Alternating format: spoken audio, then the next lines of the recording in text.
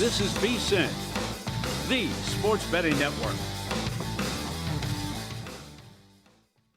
Follow the money. That's what I always say. You always follow the money. Yeah. This is Follow the Money with Mitch Moss and Paulie Howard on VSiN. Thanks for checking in here on a Football Friday. Mitch Moss along with Mike Somich. He is in for Paulie Howard out for the day.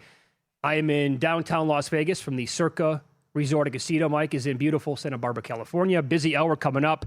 There is a brutal schedule spot in the NHL this weekend. Mike loves betting the NHL. I want to run that by him.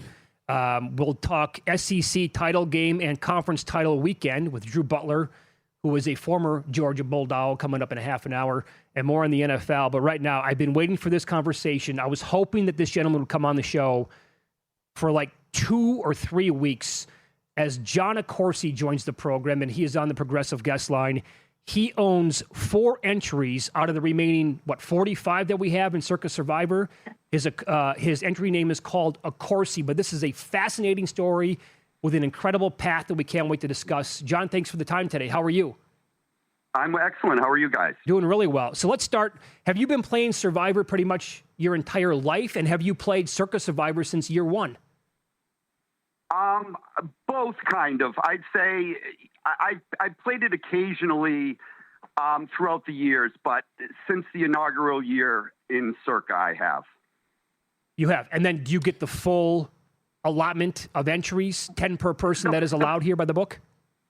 The first year I did 2, and then I believe there was maybe 6 was the max at one point. Mm-hmm. And then from there on out, I did the max.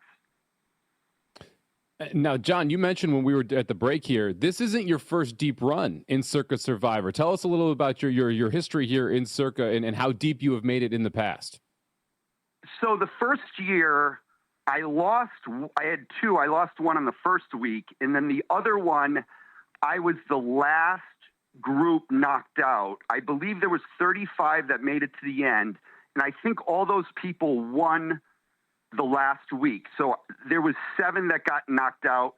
I don't know if it was week 17, and I was one of them. So the top 42. And then there was another year, I think I got knocked out somewhere when there was like maybe 20-something people. That was the year I was one of the 4 on the Raiders against the Cowboys. Wow. So you make deep runs here on an annual basis. Are you the only person on the entry? Do you have a partner or partners to discuss this with? Well, no. I'm the only one in control of all the decisions, but I own about 2/3 to 3/4 of the entries, and I usually just have friends and family. They all buy in for 1%, 2% or whatever, and everybody enjoys the ride, and they're very supportive. I make all the decisions, and they're fine with whatever I do, and if we lose, we lose. If we win, we win.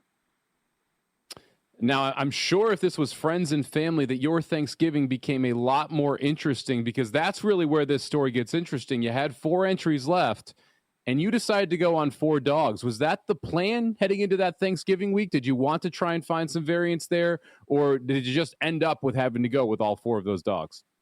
Well, I'm a believer that the one opportunity to get a lot of these picks like funneled to a few games, and you see these like selection count ratios that, are just off the charts. You end up having dogs that can actually be the better play. So the theory kind of is throughout the year, give yourself the best chance to arrive at Thanksgiving, because I believe 95% of the people didn't even make it to Thanksgiving. So you're saving all these teams for a day that doesn't come. So I'm of the belief that teams change too. Like you could save, some of the Thanksgiving teams early in the year, and maybe they're not the same team when it comes to Thanksgiving. And if they are good and everybody takes them, you're actually a lot of times on the better EV play when you take the dog. So it increases your chance of arriving. And then, this is a 20,000, person winner-take-all tournament. So it's you have to take shots, and you have to pick your spots to take the shots. Okay, so it sounds to me as if this wasn't just like a willy-nilly plan entering the 2025 season. Like, I got an idea, 20,000 or 18,700 people are in this. I'm going to be the person who uses all of the good teams that are going to be playing on holidays, and I'll use the dogs. Like, this is something that sounds to me like this is your idea overall and how you have played Circa Survivor, hoping for, I call it what you will, hoping for that lottery ticket to come in or to be right with this strategy only once, and now you're going to be cooking as you have 4 left and each ticket's worth $400,000. Well, of course, I didn't think all 4 would win. Sure. I try to avoid what everybody's doing. Like, I've noticed the patterns of, like, the contestants. You know, they seem to, like, to give you an example, they seem to love, like, that mediocre team home against the worst team in the league.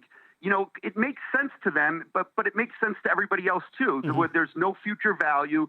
So you'll see pick percentages as high as 35% on these, like, 6.5, 7-point favorites. And, like, those are the weeks I might pivot and grab a holiday team that's a double-digit favorite with a low pick percentage.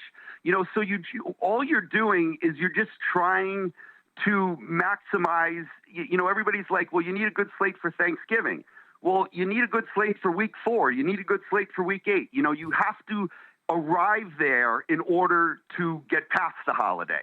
So that's kind of the theory behind it. And I'm okay getting to a holiday and picking a team where everybody's on the other side. And it's not like they're 13-point underdogs that have no shot. I mean, they're 3 to 7-point underdogs, you know, and it's the NFL. Mm-hmm. So it's a good time to roll the dice, in my opinion. Now, with your 4 entries, you did end up with 2 on the Bears, if I'm correct, and then you went 1 Texans and 1 Bengals as well. So you avoided the Lions and the Packers game. Was there any? The Cowboys. That's correct. Yes, the Cowboys. Not yeah. There. So you avoided the Lions-Packers game. Was there any method behind the madness there to just leave that one off and play the other 3? And was there a reasoning for having 2 on the Bears? I used those 2 teams. So, and I thought that game was irrelevant just because no one was going to be on them. So the selection count, the one-sided selection counts were going to be on the other 3 games. So I actually had Baltimore the week before Thanksgiving, and I almost kept them, but I felt the week before San Francisco was playing Carolina. They had probably a 77% win probability, but I thought a third of the pool would be on them. So I wanted to avoid that. And I took Baltimore against the Jets that, you know, I figured that would be a lower, and actually I was wrong. There was a lot more people on that game than I thought. But I felt they had about a 90% chance to get through. So I really wanted the 4 on Thanksgiving. If I got the 3 on Thanksgiving, it likely would have been 3 on the Bears. But when I got that extra one, the Detroit Green Bay game was going to be irrelevant. So I did decide to give myself about 2/3 of a chance to get at least 1 through and put them on those 3 teams with the extra one on the Bears. That's incredible game theory. It's Follow the Money here on VSiN, the Sports Betting Network. Our guest, John Accorsi, he has 4 entries left in Circa Survivor. He's one of the remaining 44 or 45, I believe is the number overall. Each entry is worth 45. About 45, yeah, $400,000. So there's also, and this goes for any Survivor contest, not just Circa, but it's also like the math game as well. So you must have really liked the Bears because you figured that if you're going to play the percentages here, you know, you knew that around 500 people were going to be on Philadelphia in this game, and such a low number was going to be on Chicago, give or take 20. So you're going to have, give or take, 95% of entries on Philadelphia on this game and maybe 5-6% on the Bears. Yet on paper, the Bears, according to the market, are like 25% to win the game. So that's part of the reason why you wanted to grab it as well? Well, just, exactly. I mean, the percentages get so out of whack that it becomes, and it's like a lot of people don't, it's very hard to, roll the dice and take a team that most likely will not win. But knowing just the nature of the contest, and if you just can't play to survive in certain spots. You have to just take that shot. And if it doesn't work out, it doesn't work out. But, I will always take a team like Chicago in that position with a selection count at 25-1. Now, John, this is the fourth or third deep run that you've made inside of Circa Survivor. You've got 4 entries. They're worth $400K plus. Are you someone that believes in the hedging theory that now that you've gotten this deep into the contest? Are you looking to monetize these entries from a week-to-week perspective, or are you still willing to kind of push the chips in and let it ride? Well, you know what? I'm an active sports bettor, and normally I'm not too into the hedging game. But in this particular contest, obviously you don't want to come up with nothing. So I did sell 5% on the Survivor Sweat. And, I'm just going to look at it week to week. I still have 4. So, I don't have to do anything crazy. And you have to be careful with the hedging because you don't know if this thing just goes all the way to the end. And maybe it goes to the end with more people than you originally thought. So you can't get yourself in trouble just betting each week and then digging yourself a little bit of a hole. Yeah. I love where your head's at. Incredible. Congratulations on making it this far. A lot of football left. We have 4 entries. And hopefully you can get to the finish line, John. Thanks so much for the time today. We appreciate that. Thanks a lot, guys. Have a good day. There you go. John Accorsi on the program here in the Progressive Guest Line with 4 entries left. And that's the way he plays it. And, now he's smelling like a rose, Mike. And he can get very creative with 4 entries left at this point. Yeah, crazy to have literally 10% of the field covered there with the 4. And you mentioned he strategically wanted to get himself in that position, and the logic behind it is sound. Yeah, you are playing a pick that has a very small percentage, and you are hoping that this is the week of chaos when everyone talks about, well, I'm saving the Eagles for Thanksgiving. I'm saving the Ravens for Thanksgiving. Yep. Well, what if they lose? Well, then you're out.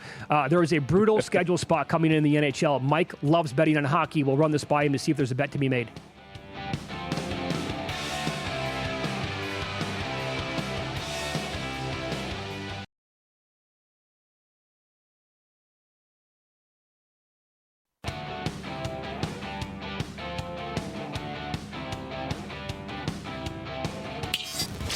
This is Follow the Money on VSiN.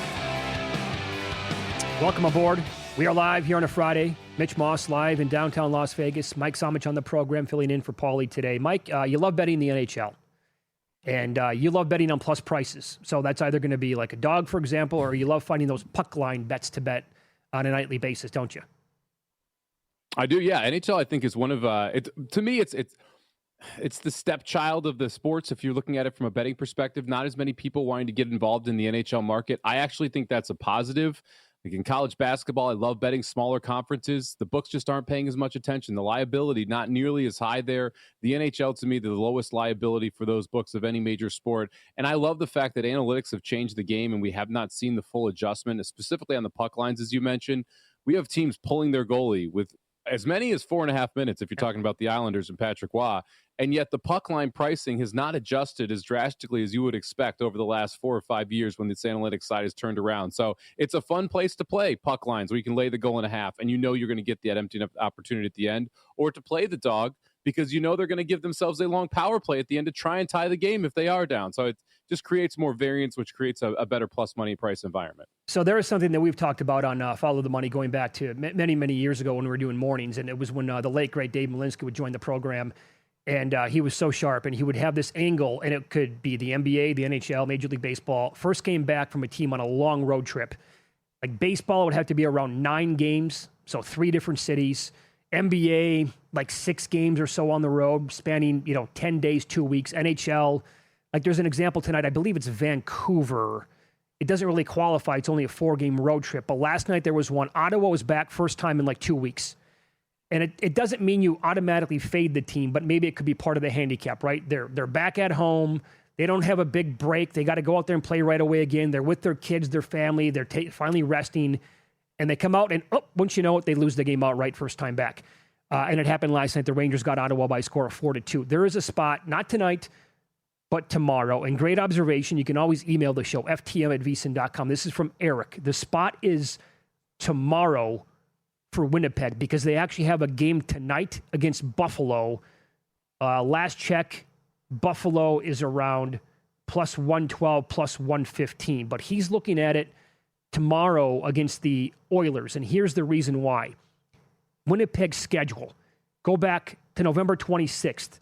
they were at Washington. On the 29th, at Carolina. December 1st, at Buffalo. December 3rd, at Montreal. Then they get back home tonight. It's Buffalo. And then tomorrow they play at Edmonton. So think about that schedule spot, all things considered. Meanwhile, you look at the Oilers, Mike. They've had it pretty easy. They played the 29th of November at Seattle, back at home December 2nd against Minnesota, 2 days later against Seattle. Like, they're well rested. They play Winnipeg tomorrow. If the number is right, would that be enough to be like factor into the handicap and say, yeah, you know what, maybe a puck line bet here at Edmonton is worth my time? 100%. First off, shout out to Eric for finding this spot, because this is one of those very special spots inside the hockey season where I think you can decide if you want to take advantage of it tonight or tomorrow night. Tonight you're getting plus 112. The line is out now. So when Eric sent the email, there was no line for the Edmonton game. Edmonton, a $2.05 favorite tomorrow against the Winnipeg Jets.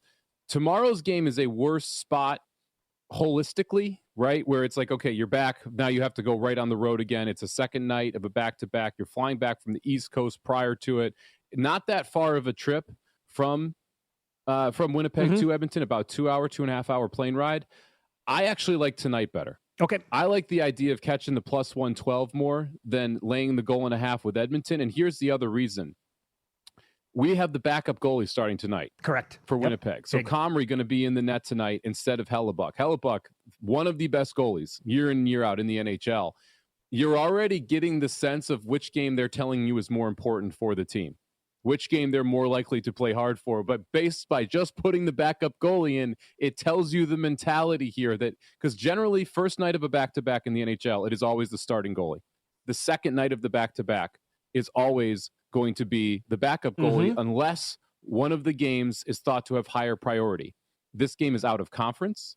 This game is not it's not a team that you're going to see in the playoffs. It's not a team that you're going to see regularly. This is the throwaway game of the two in my mind. I'd rather play Buffalo plus the 112, plus 115, find the best number out there versus waiting for tomorrow against a team in conference with the starting goalie in Edmonton. Fair enough. I mean, but think about that, though. This combo here for Winnipeg, the NHL did them zero favors. Back from a road trip. None. Right, at home tonight. Hey, then I get it, short trip to Edmonton, but still, that sucks for the Jets overall. Now, do you ever play a dog on the reverse puck line? Yes. Okay. Yeah, I do. If like this is one of those where I like, look, so Buffalo right now, plus 112. Let me see if I can pull it up real quick. This would be one of those situations where I'd want some exposure to the opposite puck line here and just say, okay, can I get just a monster number here home if we do get the plus 1.5? And you can get plus 250. And that's the one book I looked at there is Buffalo laying the goal and a half here. The fact that you're going to see the goalies pulled so often in the AHL creates more of these 2-goal games. If it's not a very, very close game, you create blowouts in hockey because of the style that you are seeing played in the NHL right now. You're also seeing a much more up and down game. You're seeing like 7-1, 7-0 games. To me, you almost want to buy into the variance, and we have not seen the books adjust the number from what you're seeing from the money line to the puck line is drastically over 3 years is what I would think you should based on what we've seen from the pulling of the goalies. But this to me is a spot where, yeah, if you like Buffalo, lay the 1.5. Like this is a close number at plus 111. It's not like you're getting plus 190, plus 180. It's not a huge dog.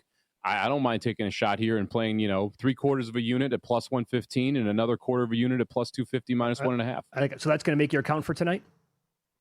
I will be betting Buffalo. I like it. I already did before. Yep. I was worried it was going to drop actually because it's down to plus 105 in some shops. But as soon as we saw the goalie announcement for Winnipeg, that kind of just tipped the hand that, hey, look, it's out of conference. This is your backup. This is the game we're not factoring in. And to your point about, hey, you've been on the road for a while, and then you've got to go home and you've got to take care of business with the family and everything.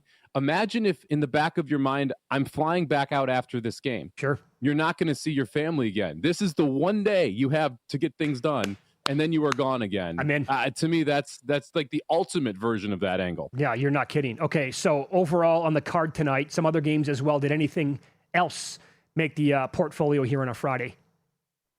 Nothing else jumped out to me. I do like the total in the Capitals-Ducks game. I'm waiting to see if at some point I can get a flat 6 in this one. Right now we're 6.5. It opened 6.5. The juice has been going back down toward the 6. So you can get a -120 to the over. It opened at -125. I do lean toward the over in that Ducks-Caps game there. The Ducks specifically, one of the most fun teams in the NHL to watch. It's because of the age and the style of play. Just a young star-laden roster that does not enjoy playing defense. They want to play up and down, and it creates overs. So this is the one spot here where I would take the over in the Caps-Ducks game, not in the account, waiting to see if I can get a better price. Yeah, Capitals have been amazing other than one game earlier in the week, goal in the first 10 as well. I think that'd be an angle I think worth looking at tonight. On top of that, you love betting the ponies. You do it pretty much every single day. We have a really cool promotion going on right now with you, Mike Somich, and First Bet. Tell the audience about it. Yeah, got to give a shout out to First Bet here. They came up with this idea. It's very simple. All you got to do is beat me. We got 5 races on Saturday, 5 stakes races, the H. Allen Jerkin, 4 graded stakes over at Aqueduct. You want some money in your account? Have a First Bet account and beat me. I'm going to make 5 picks, mythical $2 win place wagers. So you don't have to bet any of your own money. You just put in who you like in these 5 races. If your bankroll is higher than mine at the end of the 5 races, you get to split the pot of $5,000 with everyone to beat me. The fun part here, if I have a good day, it might just be 1 or 2 people that can eclipse my total. If that's the case, you're looking at $5,000, $2,500 just for picking some horse races with zero cost to you. All you've got to do is have a First Bet account and put in your picks over at first.com/VSiN, the number 1 st.com/VSiN. The entry sheet's already up.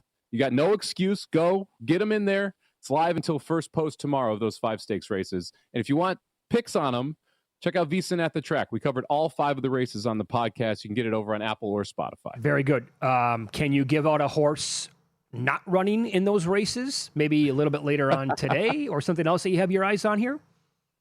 I can, yes. Beautiful. I can. I'll give you. I've got 2 best bets from from Aqueduct and Gulfstream tomorrow that we can talk through a little bit later. Oh, you want to do it a little bit later on? Okay. All right. I like it. How much time? I got to pull them up. How much time do you put into the ponies every single day? About 2.5, 3 hours. It starts on Monday when it kind of resets. I'll watch all the replays over Saturday and Sunday. And then Tuesday, I start handicapping the Wednesday, Thursday cards, watch any additional replays from those cards. And then Wednesday starts onto the Friday, Saturday cards. Generally, I'm done with the work by Friday. Not today. I'm spending a little extra time with you today, so didn't get my horse racing time in. But generally, I'm done with the cards by Friday, so I'm ready to go into the weekend. Where would you power rate horses in terms of your favorite sport to bet on? It's got to be near the top. I mean, come on. It's 1 or 2. I was gonna say, it's hockey and horses. Those are the 2 best sports, or 2 sports I am most profitable in. So it makes it even easier to enjoy them more, considering they're my 2 favorite sports as well. I love it. Drew Butler on the program next. He kicked at Georgia, covers the SEC. We'll probably a best bet out of him in the SEC title game coming up next.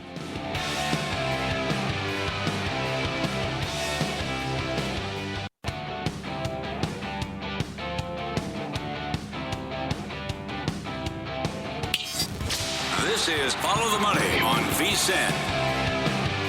Great weekend in football across the board, including the college ranks, as we have a title game weekend beginning tonight with a bunch on the betting board. Of course, the big boys are going to play tomorrow as well. And to talk about it, Drew Butler joins the program, former kicker for the Bulldogs. He's with 92.9 The Game in Atlanta and part of the Punt and Pass podcast as well. And he is on the Progressive Guest Line. Drew, good to talk to you, my man. How you been? Yeah, been great, Mitch. Thanks for having me back on. Always enjoyed jumping on with you guys. And Mike, it was great to meet you in the break. So happy to be here. Conference championship weekend. Obviously, the SEC championship is right here in Atlanta, and my Dogs are playing. So they got to get rid of the boogeyman. They got to play Alabama. I'm excited. I'll be there. We'll see how it shakes out. So it's a rematch of Georgia's only loss in the regular season, but that goes back a long time now. That was September 27th. And we had fireworks a lot to begin that game, right? It was 24-14 at halftime. After that, Alabama did not score again. So Georgia figured them out in that game anyway. Again, fast forward now, months down the road, is there any takeaway from that second half that Georgia put together? I think Georgia's defense on the whole, Mitch, has just really improved all season long, especially in the secondary. You're seeing Ellis Robinson, who's a young defensive back, getting challenged a lot more because Dalen Everett is a true lockdown corner. They just don't throw to his side of the field. Robinson had a great interception last week against Georgia Tech. So I would definitely expect Ty Simpson and Alabama to go after number one. And Georgia's been able to figure out ways to affect the quarterback. That was kind of the one knock on this defense early on in the season, is they couldn't get to the quarterback. They weren't getting many sacks. They weren't forcing many turnovers. And just as they've come together throughout the later portions of the year, the defense has pretty much found their identity, and they're going to really have to carry that identity heading into Mercedes-Benz Stadium this weekend, because if you've watched Alabama and some of the inconsistencies that they've had over the last 5-6 weeks of the season, it's when Ty Simpson really doesn't have a lot of time to operate. When Simpson sits back there in the pocket and picks people apart, he is extremely dangerous. So Georgia is going to have to get into the backfield and get Ty Simpson flushed out of the pocket and have him make some decisions. I think that's the one way where Georgia can really improve on what they didn't do in the earlier matchup this season. Yeah, I want to talk about this Georgia offense as well, because I was pretty concerned watching them play Georgia Tech last week, a defense that gave up 30 to my 7-year-old's flag football team the other week. Why couldn't Georgia move the football against them? Why were they so still on the offensive side? Are they simply just kind of playing possum, or should we be concerned about this Georgia offense? No, I think playing possum is really not too far off the scent, Mike. I was there at the game. If you were in person, you never really got the sense that Georgia was going to lose that football game. Gunnar Stockton had that early turnover. Then their center, Drew Bobo, got hurt, and they really just took the air out of the ball. I mean, Gunnar Stockton, the quarterback, had 15 carries, and 11 of them were designed runs. I was shocked at how much they were allowing him to get hit in that game, but I think they kind of saw the writing on the wall. Haynes King, they didn't score a touchdown. I mean, Georgia Tech and Haynes King, their offense was on fire most of the season. They didn't even get into the end zone. So I think Georgia's coaching staff as a whole said, hey, defense is playing great. Let's just take the air out of the ball. Let's not turn it over. We'll get out of here with the win. And I think it really needs to be said, in those rivalry games. It's so true. I know it's cliche, but you throw the records out, man. Tech played a really, really tough football game, and Georgia found a way to win it. And look, a win is a win. You're state champs. That's a huge deal in Athens, and you'll take it 16-9. You get out relatively healthy, but now, of course, you get ready for an SEC championship game. Okay, so let's say, and this is probably far-fetched, but your dogs put it on the Crimson Tide this weekend, and it's a blowout, and it's messy, and it's over early and Georgia coasts to a victory. Is there any way, shape, or form that we're talking about an Alabama team that then would eventually miss the playoffs? I really do think that could happen. Now, I'm not so optimistic on Georgia blowing out Alabama. Yeah. However, if that were to happen, I think it's a tough argument to make, especially with that Florida State loss. That is the one that's going to get magnified, no question about it. I think if Georgia were to blow them out, the committee could have the opportunity to go back and say, look, over the last half portion of the season, Alabama wasn't really that consistent. They've got 3 losses.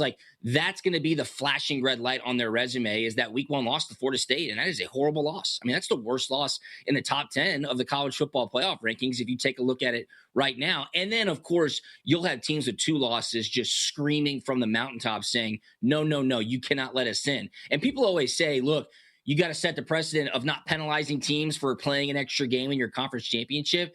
Mitch, I don't want to hear it. Georgia lost in 2023 by 3 points to Alabama in the SEC championship game, and they got knocked all the way back to 6th. They were undefeated in the regular season. They were the back-to-back defending national champs. They lost by 3 points on a neutral site in a conference championship, and they got knocked back to 6. So I don't want to hear it. Of course, there's no consistencies with the committee, but I think if that's the scenario, Mitch, certainly there's an opportunity that Alabama does not make it into the college football playoff. Yeah, it's comical to me that people forget that Georgia scenario, because we've seen them penalize teams for making their championship game, and but we don't do it. No, you've literally done it before. So there is something Absolutely. We can point directly to. All right, you got to pick the game. Yeah, it sounds like you don't like Georgia in a blowout. Are you laying the points with the dogs here? Or do you like to take it with the Bama side? Listen, I'm a VSiN Pro subscriber, so I'm always checking my emails, seeing what all the pros get down on. And I'm pessimistic about the game. I mean, what could make you feel good about Georgia playing Alabama inside Mercedes-Benz Stadium where they've never beat them? They've never beat them for an SEC championship. However, Kirby Smart in same season rematches is 3-0 in his career at Georgia. So I think that bodes well for the Dogs. I think the Dogs have plenty of motivation. Alabama probably more so because they're playing to keep their playoff hopes alive. But it's a short number. I mean, I'll take Georgia. I'll lay the 2.5. My boy Humans is on Georgia. Mitch, I saw you're on Georgia. Tim Murray's on Georgia as well. So I'm going to close one eye, and I'll take Georgia probably money line. Yeah, guess what? I think all of us were on the Cowboys last night too. How'd that go? Yeah, well, there you go. We'll play the averages there, I guess. Not so hot overall. I think that you're now the market is up to like 12.5, 13. It's been going back and forth all week in the Big 12 title game. But I want to say you, Drew Butler, are the first person I'm going to hear make a case for the dog. Why do you like BYU? I just think it's a lot of points. I mean, this is a conference championship game. BYU, now that's a team that's got a lot to play for. Sitting at 11 right now in the college football playoff. Texas Tech is in the college football playoff regardless. Again, it's a same season rematch. I know BYU did not play well in that first game. Texas Tech whooped up on them 29-7 with a lot of field goals too. I mean, that one really could have gotten ugly, but I think it's a lot of points. It's a same season rematch. They're playing to keep their playoff hopes alive. And I think there's some added juice as well with Kalani Sitake staying at BYU as their coach. So I just think hungry dogs run faster. I think it's an inflated line. I'll take 12.5 with BYU or 13, even better. That's going to be a fun one there in the Big 12. The Big 10, probably the most hyped game. You hate hearing that in SEC country, but the most hyped game of championship weekend here, number 1 versus number 2 in Ohio State and Indiana. I can't figure out this Indiana team for the life of me, simply because I just don't know if they played enough for me to be able to figure them out. What do you make of Indiana, and what do you like in this game? I mean, I think you could easily make the case that Indiana has a more impressive win this season than Ohio State does. I mean, going out to Oregon and beating Oregon was really impressive. And Fernando Mendoza is a great quarterback. I think, Penn State, no good, but that comeback victory in Happy Valley, that was highly impressive as well. I know Ohio State's defense is for real. They are so legit, but I think Indiana can put some points on the board against them. I'm riding with Ohio State. What's the line? 4.5? Yep. Like, I would lay that. The streak that they're on right now, Mitch, is incredible. 16 straight wins, like 14-1-1 against the spread in those 16 games. So I like Ohio State. I like the ticket prices in this matchup too. Did you guys see this? Last year, the same seats were $24. This year, it's $588. So it is just a massive game in Indianapolis, of course, in the home state of the Hoosiers. So going to be a fun one. It's got a lot of juice around it with the 1-2 matchup, but I'll take Ohio State. All right, well, you're in SEC country here. Let's say this game plays out to a low-scoring affair. Neither quarterback is that great. I think this opens up. I mean, there's an angle here where Diego Pavia wins the Heisman, or am I completely nuts? Yeah. No, I mean, he was priced at a couple of books that I saw earlier this week, leading the way on the Heisman odds. So I think he is very live, and I think that's the exact scenario that would have to play out, kind of a defensive slugfest where the quarterbacks get stymied, Sayan and Mendoza both. I think Pavia is sitting there 10-2 in the SEC. Incredible stats. I mean, what they did in the second half against Tennessee last weekend, Mitch, that was highly impressive. I think that would be that'd be one for the ages if a Vanderbilt quarterback won the Heisman. Okay, no kidding. Quickly here, final 30 seconds. Let's hope your BYU Cougars cover the game, but they lose. Then, in theory, Miami and Notre Dame will be next to each other in the rankings. How do you think the committee will finally? What's their ultimate decision here between those two teams? I mean, the committee will have so much egg on their face if they somehow, some way keep Notre Dame ranked in front of Miami in that scenario. By almost every metric, Miami is a better football team than Notre Dame. And the most important metric, which is on the principles of their website of how the committee ranks teams, is head-to-head matchups. I don't care when they played. Miami beat Notre Dame. They should be in the college football playoff over Notre Dame in that scenario. Great spot as always, my man. Follow him on X. He is at Drew Butler, part of the Punt and Pass Podcast, 92.9 The Game in Atlanta. Enjoy the games. Best of luck. Thanks, guys. Have a great weekend. An angle here I have to run by Mike on the Chiefs-Texans game Sunday night coming up next here on VSiN.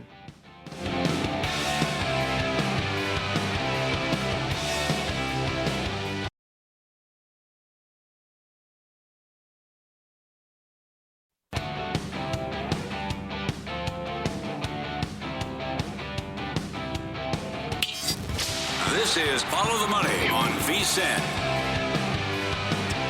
Good to have you on board here on a Football Friday. You can always get in touch with the show on X at VSiN Live. I'm at Mitch Moss Radio. He is at Samobomb18. Mike Somich in for Paulie Howard today. We briefly talked about the Houston-Kansas City game a little bit earlier on. And you were mentioning, the Chiefs are down to one starting offensive lineman in this game. It's the last team in the league that you want to face with a depleted offensive line. Now, with that in mind, so the number at some books this week at 3, it's been moving, not around 3.5. Is it a potential buy low spot on the Chiefs, though, when I throw these other games at you from previous weeks? And I get it. Power ratings change. Numbers are going to have to, do the same accordingly. But the Chiefs were 2.5 at Buffalo. They lost outright. They lost all these games. They were somehow, some way bet up to 4.5 at Denver, one of the craziest numbers of the entire year. They were 3.5 at Dallas last week. Again, they lost all those games. But they've been sitting here at 3.5 against Houston. Is that fair in your opinion, or is it ultimately here a buy low spot on Kansas City? I think it depends on what your thoughts on Kansas City are. I agree that you are toward the bottom of the market. Now, the how aggressively down Kansas City is compared to those other teams, I think is something you can argue, because Houston has been one of my highest risers in the last 3 weeks from a power rating perspective. So if anything, I think the argument here is that you are buying low on Kansas City and selling high on Houston, and the combination of the two results in being able to get the opportunity to get KC -3. I'm of the other set of mind here, where I actually think there is still more upside for this Houston team as they're able to figure out their offense better. We're seeing them get rid of the ball faster. That was a huge issue last year, the 2 times that Houston played Kansas City. You saw C.J. Stroud hold on to the football close to 3.2 seconds on average in those 2 games. He needs to get the ball out faster, and that's why we've seen success in this Houston offense over the last few games. It's funny, Davis Mills coming in actually helped C.J. Stroud understand how to play quarterback better for the Houston Texans. And then when he returned to the lineup, we saw the involvement of the rookies on the outside, the faster passes there. I understand the buy low on Kansas City. I actually think this is also more of a sell high on Houston if you're going to make that argument, because I think Houston's been upgraded quite a bit over the last 3 weeks. Okay, that's totally fair. By the way, I'm looking right now, vsin.com. Steve Makinen has his power ratings up there. You can check it out when you become a subscriber, vsin.com/subscribe. There is so much content on a daily and weekly basis, full calendar year, but specifically during the NFL season. He has the Chiefs with his numbers power rated as the 7th best team, or I guess tied for 6th with Indy, Detroit, and San Francisco. Is that close to where you have the Chiefs? That is close to where I have the Chiefs. I have the Chiefs just inside my top 10. I have them at 8 right now. 8, okay. Would you have them right now equal to the Colts? I would have them at slightly ahead of the Colts. Yeah. I also factoring, this is the tough part about power ratings. How do you factor in injuries? Yeah. And with the numbers that I'm saying, these are injury factored in, right? So this is with the current offensive line that we're expecting in Kansas City. This is with Daniel Jones with a broken leg, which is crazy to even say, but that's what we're dealing with right now with Daniel Jones. So it's factoring in those injuries in a week-by-week perspective for me. He has the Rams 2 points clear of the field. The second best team is Seattle. See, this is where I disagree. I have Seattle as my number 1 team in the NFL right now. I think that they should be the number 1 power rated team. If you go back and a lot of power ratings are based off of spreads, right? What the market believes inside these teams. So this is a Seattle team that was catching 3 against the Rams. They covered that game. They ended up losing by 2 in a game where everything went wrong for Seattle and everything went right for the Rams. I don't believe that there is that big a separation between the two. I don't have a massive gap. And I actually have the Rams at 3. I have the Packers at 2, but I have all 3 of them very close. Yeah, I think that. So, okay, how much? At what point does your brain step in and say, "Yeah, Seattle is number 1 per my numbers," but there is this tricky little thing called Sam Darnold that has to go out there every single week that I have to rely on with my own eyes and my brain and say, "Yeah, I can keep Seattle at number 1." Well, here's the thing, and this is what I always, Matt and I on VSiN Primetime Wednesday night, we give out our top 5 power rated teams. I always put the caveat in regular season week number, whatever it is. This is my regular season week 14 power ratings, because Do I want to back Sam Darnold in a road playoff game? No, I have no interest in doing that. I would power rate Seattle differently because the number one thing that goes into my power ratings is coach and quarterback. And if the situation changes, like going from the regular season to the playoffs, guess what?